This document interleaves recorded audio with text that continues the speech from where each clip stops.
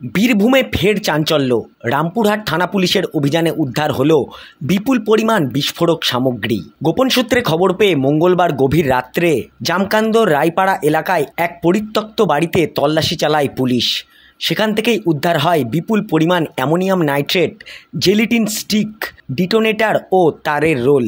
Police সূত্রে জানা গিয়েছে, উদ্ধার হওয়া সামগ্রীর মধ্যে রয়েছে 54 বস্তা অ্যামোনিয়াম নাইট্রেট, 3 বস্তা ভর্তি 790টি জিলেটিন স্টিক, একটি ব্যাগে প্রায় 1700টি ডিটোনেটর, 4টি প্লাস্টিকের বস্তায় 300 মিটার করে লাল ইনসুলেটেড তারের 16টি রোল।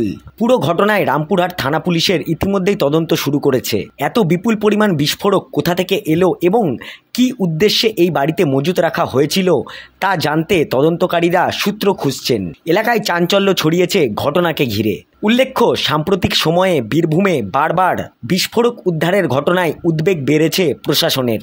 নিরাপত্তা ব্যবস্থা আরও জোরদার করার নির্দেশ দেওয়া হয়েছে।